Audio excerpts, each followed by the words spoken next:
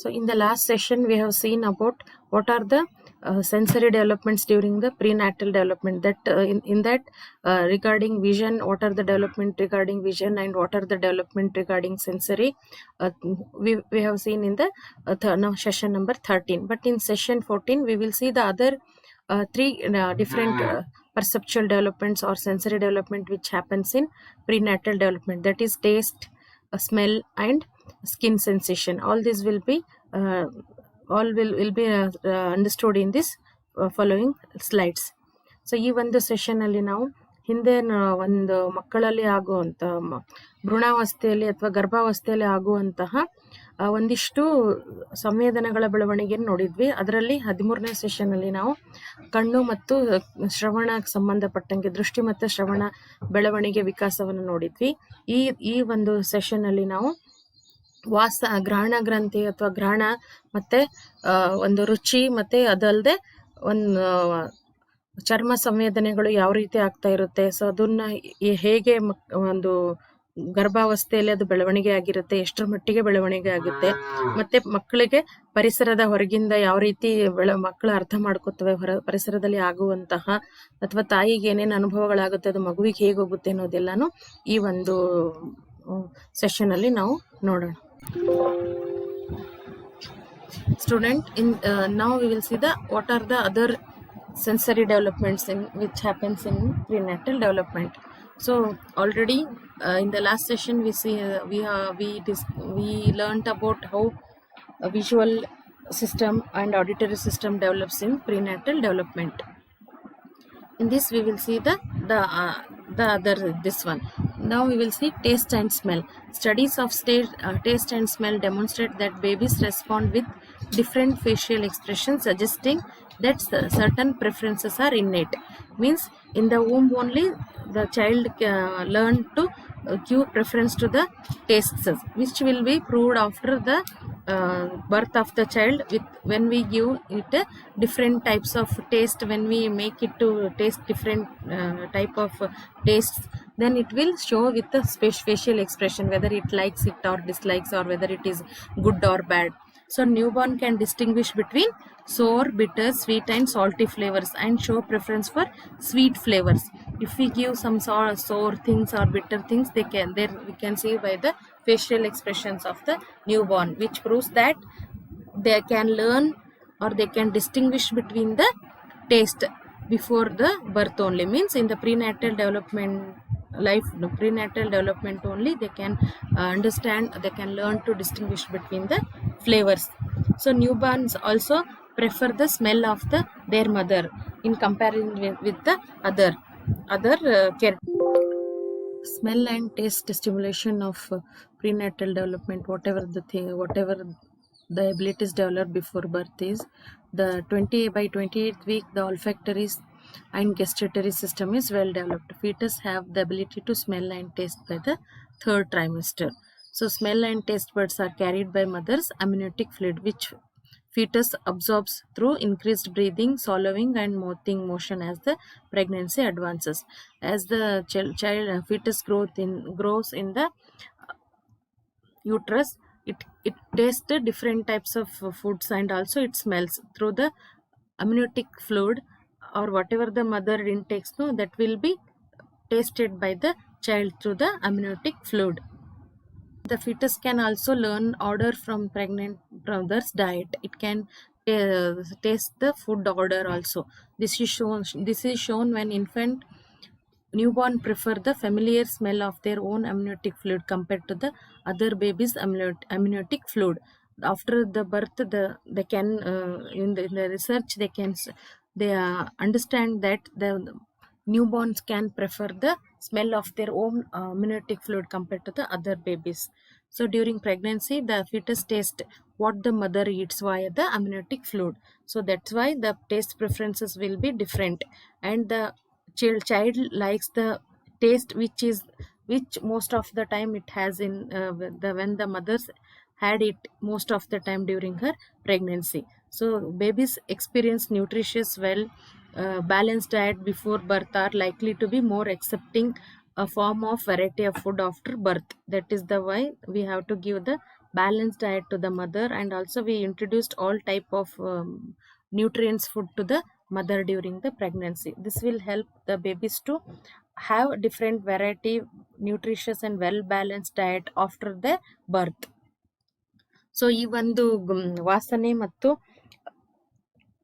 ರುಚಿಗೆ ಸಂಬಂಧಪಟ್ಟಂತ ಒಂದು ಸಂವೇದನೆಗಳು ಏನೇನು ಬೆಳೆಯುತ್ತವಂತ ನೋಡ್ತಾ ಹೋದ್ರೆ, ಸಂಶೋಧನೆಗಳಿಂದ ತಿಳಿದು ಬಂದಿರೋದೇನು ಅಂತಂದ್ರೆ, ಮಕ್ಕಳು ಒಂದು ಗರ್ಭಾವಸ್ಥೆಯಲ್ಲಿ ಇರ್ಬೇಕಾದ್ರೇನೆ ರುಚಿಗೆ ಮತ್ತು ವಾಸನೆಗೆ ಸಂಬಂಧಪಟ್ಟಂತ ಸಂವೇದನೆಗಳು ಬೆಳವಣಿಗೆ ಆಗಿರ್ತವಂತ ತಿಳಿದು ಬಂದಿದೆ. ಯಾಕೆ ಅಂತಂದ್ರೆ, ಮಕ್ಕಳಿಗೆ ನಾವು ಒಂದು ತಮ್ಮ ಒಂದು ಅಮ್ಯುನಿಟಿಕ್ ದ್ರವದ ವಾಸನೆಯನ್ನು ಮತ್ತೆ ಇನ್ನೊಂದು ಮಗುವಿನ ತೋರಿಸಿದಾಗ ಅದರದ್ದು ಒಂದು ಅಮ್ಯುನಿಟಿಕ್ ದ್ರವದ ವಾಸನೆಗೆ ಹೆಚ್ಚು ಒಲವು ತೋರಿಸಿದ್ದು ಗೊತ್ತಾಗುತ್ತಾ ಇದೆ. ಅಂಡ್ ಮತ್ತಲ್ಲದೆ ಮಕ್ಕಳಿಗೆ ಯಾವ ರೀತಿ ಒಂದು ರುಚಿ ಮತ್ತೆ ವಾಸನೆಗಳು ಸಿಕ್ಕಿರುತ್ತಲ್ಲ ಒಂದು ತಾಯಿಯ ಮುಖಾಂತರ, ತಾಯಿಯ ಅಮ್ಯುನಿಟಿಕ್ ದ್ರವದ ಮುಖಾಂತರ, ಆ ಒಂದು ವಾಸನೆ ಮತ್ತು ರುಚಿಗೆ ಮಕ್ಕಳು ಹುಟ್ಟಿದ ನಂತರ ಬೇಗನೆ ಪ್ರತಿಕ್ರಿಯೆ ನೀಡಿರುವುದು ಗೊತ್ತಾಗ್ತಾ ಇದೆ. ಸೊ ಹಾಗಾಗಿನೇ ಎಲ್ಲಾ ರೀತಿಯ ರುಚಿಗಳನ್ನ ಮಕ್ಕಳು ಒಂದು ಅನುಭವಕ್ಕೆ ಬರುತ್ತೆ. ಅದು ತಾಯಿ ಏನ್ ತಿಂತಾಳೆ ಅದೆಲ್ಲಾನು ಆ ಅಮ್ಯುನಿಟಿಕ್ ದ್ರವದ ಮಕ್ಕಳ ಮುಖಾಂತರ ಮಗುವಿಗೆ ಸಿಗುತ್ತೆ. ಸೊ ಹಾಗಾಗಿನೇ ಒಂದು ಜನನ ಪೂರ್ವ ಅವಧಿಯಲ್ಲಿ ಅಥವಾ ಆ ಟೈಮಲ್ಲಿ ತಾಯಿಗೆ ಒಳ್ಳೆಯಂತಹ ಪೌಷ್ಟಿಕ ಮತ್ತು ಸಮತೋಲನ ಆಹಾರವನ್ನ ನೀಡಬೇಕು. ಯಾಕೆ ಅಂತಂದ್ರೆ ಅಲ್ಲಿ ಮಗು ಎಲ್ಲಾ ರೀತಿಯ ಆಹಾರದ ಒಂದು ರುಚಿ ನೋಡಿತ್ತು ಅಂದ್ರೆ ಮಗು ಹುಟ್ಟಿದ ನಂತರ ಬೆಳವಣಿಗೆಗೆ ಅದು ತನ್ನ ತಾನೇ ಎಲ್ಲಾ ರೀತಿಯ ಒಂದು ವಿಧದ ಆಹಾರಕ್ಕೆ ಒಲವನ್ನು ತೋರಿಸುತ್ತೆ. ಇಲ್ಲ ಅಂತಂದ್ರೆ ಮಕ್ಕಳು ನೀವು ಗೊತ್ತಿರಂಗೆ ಮಕ್ಕಳು ತಿನ್ನೋ ವಿಷಯದಲ್ಲಿ ಬಹಳಷ್ಟು ಒಂದು ಪ್ರಿಫರೆನ್ಸಸ್ ಇರುತ್ತೆ ಅಥವಾ ಅವ್ರದೇ ಆದ ಆದ್ಯತೆ ಇರುತ್ತೆ. ಯಾವಾಗ ಮಗುವಿಗೆ ಎಲ್ಲಾ ರೀತಿಯ ಒಂದು ರುಚಿಯ ಅನುಭವ ಆಗಿರುತ್ತೆ ಜನನ ಪೂರ್ವಾವಧಿಯಲ್ಲಿ ಅಂದಾಗ ಹುಟ್ಟಿದ ಮೇಲೂ ಮಗು ಎಲ್ಲಾ ರೀತಿಯ ಒಂದು ಆಹಾರಕ್ಕೆ ಒಲವನ್ನು ತೋರಿಸುವಂತ ಚಾನ್ಸಸ್ ಇರುತ್ತೆ.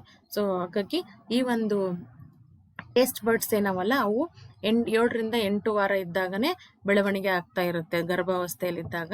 ಹಾಗಾಗಿ ನಾವು ಏನ್ ಮಾಡ್ಬೇಕು, ತಾಯಿಗೆ ವಿವಿಧ ರೀತಿಯ ಆಹಾರಗಳ ಕೊಡುವುದರ ಮುಖಾಂತರ ಮಗುವಿಗೆ ರುಚಿಗಳ ಅನುಭವವನ್ನು ನೀಡಬಹುದು. So taste receptor can recognise 5 basic taste: sweet, salt, bitter and sour. Normal newborn do not have such like sour flavors and are not able to react to salty taste yet. It is developed around 5 months. So among these 5 taste, children's like the sweet one.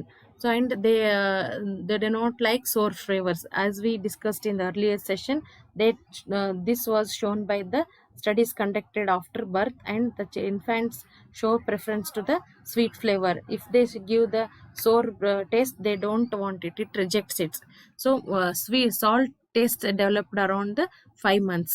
So taste buds begins to forming early in fetal development. It is known that babies prefer sweet taste over the sour or bitter taste. Babies also show strong preference for breast milk and breastfeeding, especially if they are breastfeeded and then offered formula or bottle. So when the early years of the birth or in the infancy period, the child is used to have breastfeeding. So after that, if we give the supplementary food to the child, it doesn't show so much interest in that, because it has a preference for breast milk and breastfeeding. Because of that, it doesn't want to have supplementary food, where it is difficult for mother to introduce the supplementary food to the baby. So ಮಕ್ಕಳಿಗೆ ಈ ಒಂದು ರುಚಿಯ ಸಂವೇದನೆಗಳು develop ಆಗಿವೆ ಅನ್ನೋದಕ್ಕೆ ನಾವು 5 ರೀತಿಯ ರುಚಿಯ ಸಂವೇದನೆಗಳು ಇರ್ತಾವ. ಒಂದೇನು ರುಚಿ, ಸಿಹಿ ಮತ್ತೆ ಹುಳಿ ಮತ್ತೆ ಕಹಿ ಮತ್ತು ಉಪ್ಪು. ಇವು ಎಲ್ಲದರಲ್ಲಿ ಮಕ್ಕಳು ಸಿಹಿಗೆ ಜಾಸ್ತಿ ಒಂದು ಇಷ್ಟಪಡ್ತಾರೆ ಅನ್ನೋದನ್ನ ನಾವು ಸಂಶೋಧನೆಗಳಿಂದ ತಿಳಿದು ಬಂದದ್ದು. ಮಕ್ಕಳಿಗೆ ನಾವು ಬೇರೆ ಬೇರೆ ರೀತಿಯ ಈ ಒಂದು ರುಚಿಗಳ ಅನುಭವಗಳನ್ನು ಕೊಟ್ಟಾಗ ಅವರು ರುಚಿಗೆ ಹೆಚ್ಚು ಒಲವು ತೋರಿಸಿದೆ. ಅದೇ ಕಹಿ ಮತ್ತು ಹುಳಿಗೆ ಏನ್ ಮಾಡ್ತವೆ ಮಕ್ಕಳು, ಮುಖದ ಚೆಹರೆಯ ಮುಖಾಂತರ ಅಥವಾ ಮುಖದ ಒಂದು ಎಕ್ಸ್ಪ್ರೆಷನ್ ಮುಖಾಂತರ ಮಕ್ಕಳು ಅದು ಇಷ್ಟಪಡಲ್ಲ ಅನ್ನೋದನ್ನ ನಾವು ಗಮನಿಸ್ಬೋದು. ಸೊ ಹಾಗಾಗಿನೇ ಎಲ್ಲಾ ಒಂದು ರುಚಿ ಸಂಬಂಧಪಟ್ಟಂಗೆ ನೋಡಿದಾಗ ತಾಯಿಯ ಎದೆ ಹಾಲಿಗೆ ಮಕ್ಕಳು ಹೆಚ್ಚು ಪ್ರಿಫರೆನ್ಸ್ ಅನ್ನ ಕೊಟ್ಟಿರ್ತಾರೆ. ಅದ ನಂತರ ನಾವು 6 ತಿಂಗಳು ಅಥವಾ 5 ತಿಂಗಳ ನಂತರ ಬೇರೆ ಆಹಾರವನ್ನ ನಾವು ಮಗುವಿಗೆ ಪರಿಚಯಿಸಿದಾಗ ಅಥವಾ ಮಗುವಿಗೆ ಕೊಡಕ್ ಹೋದಾಗ ಅದು ಆ ಒಂದು ಆಹಾರದಲ್ಲಿ ಕಂಪ್ಯಾರಿಸನ್ ತಗೊಂಡಾಗ ತಾಯಿಯ ಎದೆ ಹಾಲಿಗೆ ಮಕ್ಕಳು ಹೆಚ್ಚು ಒಲವನ್ನು ತೋರಿಸಿದ್ದು ಒಂದು ಅಧ್ಯಯನಗಳ ಮುಖಾಂತರ ನಾವು ತಿಳಿದು ಬಂದಿದೆ. ಸೊ ಇನ್ನು ನಾವು ಸ್ಮೆಲ್ ತಗೊಂಡಾಗ ಅಥವಾ ವಾಸನೆ ಅಥವಾ ಘ್ರಾಣ ಗ್ರಂಥಿಗಳ ಬಗ್ಗೆ ಅಥವಾ ಘ್ರಾಣ ಸಂವೇದನೆಯ ವಿಕಾಸದ ಬಗ್ಗೆ ನೋಡಿದಾಗ, ಸೊ ಇದು ಹುಟ್ಟಿದಾಗೆ ಮಗುವಿನ ಹತ್ರ ಒಳ್ಳೆಯ ರೀತಿಯಲ್ಲಿ ಬೆಳೆದಿರುತ್ತೆ.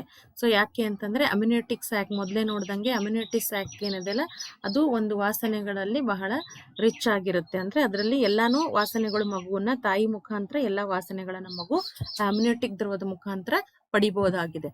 ಸೊ ಹಾಗಾಗಿನೇ ಹುಟ್ಟದ ಸ್ವಲ್ಪ ಅವಧಿಗಳಲ್ಲಿ ಅಥವಾ ಸ್ವಲ್ಪ ಗಂಟೆಗಳಲ್ಲಿ ಅದು ಬೇರೆ ಬೇರೆ ರೀತಿಯ ಒಂದು ವಾಸನೆಗಳನ್ನ ಮಗು ಗ್ರಹಿಸೋ ಸಾಮರ್ಥ್ಯವನ್ನ ಪಡೆದಿರುತ್ತೆ. ಹಾಗಾಗಿ ಅದು ಮಗು ತಾಯಿಯ ಸ್ಮೆಲ್ ತಾಯಿ ಹತ್ರ ಇದ್ದಾಗ ಅಥವಾ ತಾಯಿ ಸ್ಮೆಲ್ ಅನ್ನ ಬೇರೆ ಕೇರ್ ಟೇಕರ್ಸ್ ಅಥವಾ ಬೇರೆ ಒಂದು ಫ್ಯಾಮಿಲಿ ಮೆಂಬರ್ಸ್ ಅಥವಾ ಕುಟುಂಬದ ಸದಸ್ಯರಿಗಿಂತ ಬೇಗನೆ ಅದು ಗೊತ್ತು ಮಾಡೋಕ್ಕೆ ಸಾಧ್ಯ ಇದೆ. ಸ್ಮೆಲ್ ಆಫ್ ಈ ಒಂದು ಇರೋದ್ರಿಂದ ಏನಾಗುತ್ತೆ, ಮಗುವಿಗೆ ತಾಯಿಯನ್ನ ಗುರುತಿಸಕ್ಕೆ ಸಹಾಯ ಮಾಡುತ್ತೆ. ಈ ಒಂದು ಸಾಮರ್ಥ್ಯ ಮೊದಲೇ ಬೆಳವಣಿಗೆ ಆಗಿರೋದ್ರಿಂದ. The sense of smell is also well developed at birth. As with taste, the amniotic fluid is also rich with smells. The child gets the different types exposed to the different types of smells through the amniotic fluid. So studies have shown that within hours of birth, babies respond much like adults to a variety of odors. So with different types of smells, whatever it gets in during that birth process or during in the early hours of birth, the child can respond it like as we adult respond to that. They prefer the smell of lactating woman over the non-lactating woman, and they prefer the smell of their mother to the smell of other women. The sense of smell is something that infants continue to use throughout the infancy. This sense of smell is always developed throughout the infancy. So the brain olfactory centers forms very early in fetal development, and studies have shown that the in newborns have a keen sense of smell.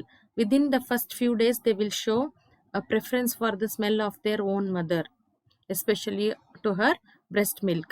So ಈ ಒಂದು ಅಧ್ಯಯನಗಳ ಮುಖಾಂತರ ನಾವು ಗೊತ್ತು ಮಾಡ್ಕೊಳ್ಳೋದೇನು ಸಾಧ್ಯ ಆಗುತ್ತೆ ಅಂದ್ರಾಗ, ಗ್ರಂಥಿಗಳು ಏನವ, ಘ್ರಾಣ ಗ್ರಂಥಿ ಅಥವಾ ಘ್ರಾಣಕ್ಕೆ ಸಂಬಂಧಪಟ್ಟಂತ ಸಂವೇದನೆಗಳು ಏನವಲ್ಲ, ಅವು ಒಂದು ಅದು ಅದ್ರ ಹೊಟ್ಟೆಯಲ್ಲಿ ಇರ್ಬೇಕಾದ್ರೇನೆ ಬೆಳವಣಿಗೆ ಆಗಿರುತ್ತೆ. ಸೊ ಹಾಗಾಗಿನೇ ಅವಕ್ಕೆ ತಾಯಿ ಸ್ಮೆಲ್ ಅನ್ನ ಅವು ಬೇಗನೆ ಗ್ರಹಿಸ್ಬೋದು ಅಂತ ಹೇಳ್ತೀವಿ. ಇನ್ನು ನಾವು ಟಚ್ ಅಥವಾ ಒಂದು ಚರ್ಮಕ್ಕೆ ಸಂಬಂಧಪಟ್ಟಂತ ಸಂವೇದನೆಗಳು ತಗೊಂಡಾಗ ಸೊ ಏನೇನು ಬೆಳವಣಿಗೆ ಆಗುತ್ತೆ ಅಂತ ನೋಡೋಣ. Keeping infant comfortable also requires the sense of touch. Babies enjoy being touched or nurtured. This is the way to soothe and calm them, and is one of the reason techniques such as baby massage work so well with infants. So they love to feel that closeness, knowing that they are protected and safe. The infant will develop a sense of security when their mother or caregivers took it and touch the infant, because the sense of touch it will give him a sense of security and nurturance. So immediately after birth, a newborn is sensitive to touch and temperature. It also highly sensitive to pain, responding with crying and cardiovascular responses.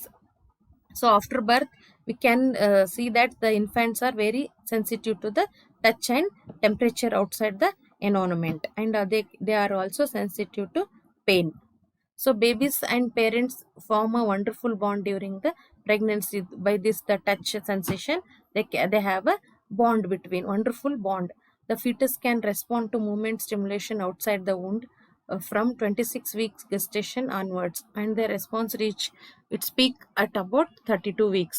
This is where the sense of touch or the sense of stimulation, it will in outside the womb will be around 26 weeks of gestation onwards.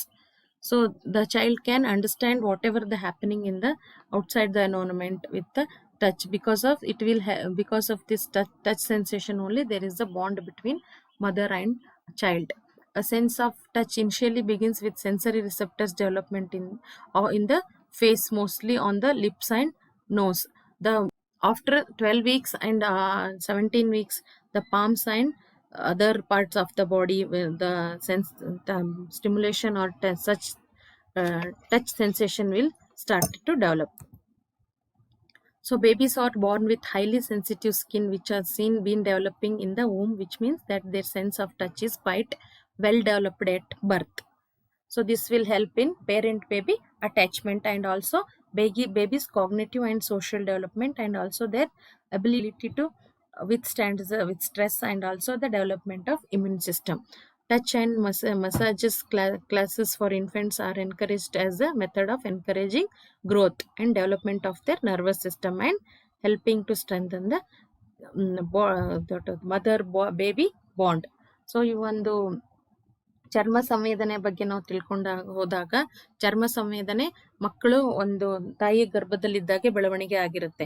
So ಒಂದು ಯಾವುದಾದ್ರೂ ಒಂದು ತಾಯಿಗೆ ಹೊರಗಡೆ ಆಗಿರುವಂತ ಅನುಭವಗಳು ಏನಿರುತ್ತಲ್ಲ, ಅದರ ಮುಖಾಂತರ ಮಗುವಿಗೆ ಒಳಗಡೆನೆ ಗೊತ್ತಾಗ್ತಾ ಇರುತ್ತೆ ಯಾವ ರೀತಿಯ ಒಂದು ಅದು ಒಂದು ಅನುಭವ ಆಗ್ತಾ ಇದೆ ಅಂತ ಹೇಳಿ. ಹಾಗಾಗಿ ಈ ಒಂದು ಅದು ಮಗುವಿನ ಒಂದು ಚರ್ಮ ಬಹಳ ಸೂಕ್ಷ್ಮವಾಗಿರುತ್ತೆ.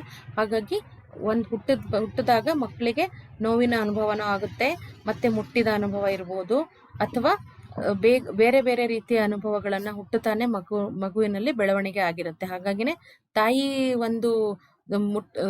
ಒಂದು ಅನುಭವ ಅಥವಾ ತಾಯಿಯ ಚರ್ಮದ ಅನುಭವ ಅಥವಾ ತಾಯಿಯ ಒಂದು ಮುಟ್ಟಿದ ಅನುಭವ ಅದಕ್ಕೆ ಮಗುವಿಗೆ ಬೇಗ ಗೊತ್ತಾಗುತ್ತೆ. ಬಹಳ ಸಲ ಅದರಿಂದ ತಾಯಿ ಜೊತೆ ಇರೋದ್ರಿಂದ, ಗರ್ಭದಲ್ಲಿರ್ಬೇಕಾದ್ರೆ ಅವಳ ಒಂದು ಟಚ್ ಸೆನ್ಸೇಷನ್ ಅದಕ್ಕೆ ಆಗಿರೋದ್ರಿಂದ ಬೇರೆ ಒಂದು ಕೇರ್ ಟೇಕರ್ದು ಮುಟ್ಟಿದಾಗ ಮಗು ಅಷ್ಟೊಂದು ಆರಾಮವಾಗಿ ಅನ್ಸಲ್ಲ ಅದಕ್ಕೆ. ಅದೇ ತಾಯಿ ಎತ್ಕೊಂಡಾಗ ಅಥವಾ ತಾಯಿ ದೇಹಕ್ಕೆ ಮಸಾಜ್ ಕೊಟ್ಟಾಗ ಸೊ ಅದಕ್ಕೇನಾಗುತ್ತೆ, ಮಗುವಿಗೆ ಒಂದು ಭದ್ರತೆಯ ಭಾವನೆಯನ್ನು ಉಂಟಾಗುತ್ತೆ ಮತ್ತು ತಾಯಿ ಮಗುವಿನ ನಡುವೆ ಇರುವಂತ ಬಾಂಧವ್ಯ ಹೆಚ್ಚಾಗಕ್ಕೆ ಈ ಒಂದು ಚರ್ಮದ ಒಂದು ಸೆನ್ಸೇಷನ್ ಏನಿದೆ ಅಲ್ಲ, ಅಥವಾ ಟಚ್ ಸೆನ್ಸೇಷನ್ ಅಂತ ಏನ್ ಕರಿತೀವಲ್ಲ, ಅದು ಸಹಾಯ ಮಾಡುತ್ತೆ.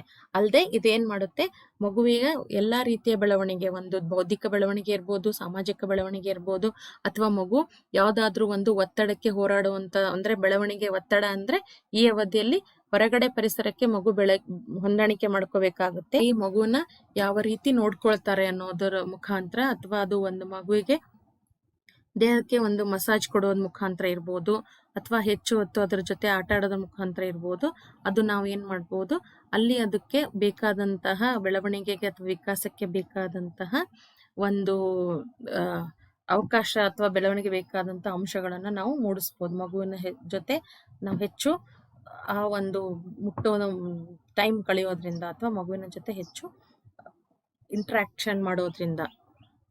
ಈ ಒಂದು ಸೆಷನ್ ಅಲ್ಲಿ ನಾವು ಯಾವ ರೀತಿ ಮಗುವಿಗೆ ಚರ್ಮ ಮತ್ತು ವಾಸನೆ ಮತ್ತೆ ವಾಸನೆ, ಚರ್ಮ ಮತ್ತು ಬೇರೆ ಬೇರೆ ರೀತಿಯ ಸಂವೇದನೆಗಳು ಹೇಗೆ ಡೆವಲಪ್ ಆಗುತ್ತೆ ಅಂತ ಗೊತ್ತಾಯ್ತು. ಸೊ ಇವು ಪ್ರೀನ್ಯಾಟಲ್ ಡೆವಲಪ್ಮೆಂಟ್ ಅಥವಾ ಜನನ ಪೂರ್ವ ಅವಧಿಯಲ್ಲೇ ಇರುತ್ತವ. ಸೊ ಆ ಜನನ ಪೂರ್ವ ಅವಧಿಯಲ್ಲಿ ಅದು ಯಾವ ರೀತಿ ಮಗುವಿನ ಮೇಲೆ ಪರಿಣಾಮ ಬೀರುತ್ತೆ, ಅಥವಾ ಯಾವ ರೀತಿ ಮಗು ಈ ಎಲ್ಲ ಒಂದು ಸಂವೇದನೆಗಳನ್ನ ಬೆಳೆಸ್ಕೊಂಡಿರುತ್ತೆ, ಅದು ಜನನದ ನಂತರದ ಅವಧಿಯಲ್ಲಿ ಅದಕ್ಕೆ ಬೇಕಾದಂತ ಹೊಂದಾಣಿಕೆಯನ್ನು ಮಾಡ್ಕೊಳ್ಳಕ್ಕೆ ಸಹಾಯ ಮಾಡುತ್ತೆ ಪರಿಸರಕ್ಕೆ. ಮತ್ತೆ ಯಾವ ತಾಯಿ ಹೆಚ್ಚು ಟೈಮ್ ಮಗುವಿನ ಜೊತೆ ಕಳೆಯೋದ್ರಿಂದ ಜನನ ಪೂರ್ವ ಅವಧಿಯಲ್ಲಿ ಮಗುವಿನ ತಾಯಿಯ ವಯಸ್ಸಿಗೆ ಅದು ಬೇಗನೆ ಧ್ವನಿಗೆ ಬೇಗನೆ ಪ್ರತಿಕ್ರಿಯೆ ನೀಡುತ್ತೆ. ಅದೇ ರೀತಿ ತಾಯಿಯ ಒಂದು ಚರ್ಮ ಸಂವೇದನೆ ಅಂದ್ರೆ ತಾಯಿಯ ಒಂದು ಮುಟ್ಟಿದಾಗ ಮಗುವಿಗೆ ಬೇಗ ಗೊತ್ತಾಗುತ್ತೆ. ಅದಕ್ಕೇನೆ ಮಕ್ಕಳು ತಾಯಿ ಎತ್ಕೊಂಡಾಗ ಬೇಗ ಅದು ಒಂದು ಅಳು ನಿಲ್ಲಿಸ್ತವೆ ಹೊರತಾಗಿ ಬೇರೆಯವರು ಎತ್ಕೊಂಡಾಗ ಅದು ಬೇಗನೆ ಅಳು ನಿಲ್ಸಲ್ಲ. ಸೊ ಹಾಗಾಗಿ ಎಲ್ಲಾ ರೀತಿಯ ಒಂದು ಬೆಳವಣಿಗೆ ಆಗ್ಬೇಕಾಗಿತ್ತು, ಸಂವೇಗಾತ್ಮಕ, ಮಾನಸಿಕ ಬೆಳವಣಿಗೆ, ಅಥವಾ ಎಲ್ಲ ಒಂದು ಮಕ್ಕಳಲ್ಲಿರುವಂತ ಒಂದು ನಮ್ಮ ಒಂದು ರೋಗ ನಿರೋಧಕ ಶಕ್ತಿ ಬೆಳಿಬೇಕಾಗಿತ್ತು ಅಂದಾಗ ಏನಾಗಬೇಕು, ಮಗುವಿಗೆ ಒಳ್ಳೆ ರೀತಿಯ ಸ್ಟಿಮ್ಯುಲೇಷನ್ ಅಥವಾ ಒಳ್ಳೆ ರೀತಿಯ ಪ್ರಚೋದನೆ ಸಿಗ್ಬೇಕು. ಅದು ಎತ್ಕೊಳ್ಳೋದ್ ಮುಖಾಂತರ ಇರ್ಬೋದು, ಬಾಡಿ ಮೆಸೇಜ್ ಮಾಡೋಂತರ ಮುಖಾಂತರ ಇರ್ಬೋದು, ಅಥವಾ ಮಗುವಿನ ಜೊತೆ ಒಂದು ರೀತಿಯ ಮಾತನಾಡಿಸೋದ್ ಮುಖಾಂತರ ನಾವೇನ್ ಮಾಡ್ಬೋದು, ಮಕ್ಕಳಲ್ಲಿ ಈ ಒಂದು ಬೆಳವಣಿಗೆಗೆ ಅಥವಾ ವಿಕಾಸಕ್ಕೆ ಬೇಕಾದಂತಹ ಅಂಶವನ್ನ ಅಥವಾ ಒಂದು ಹೊಂದಾಣಿಕೆಯನ್ನ ಮಾಡ್ಕೊಳ್ಳಕ್ಕೆ ಸಹಾಯ ಮಾಡ್ತಾವ್.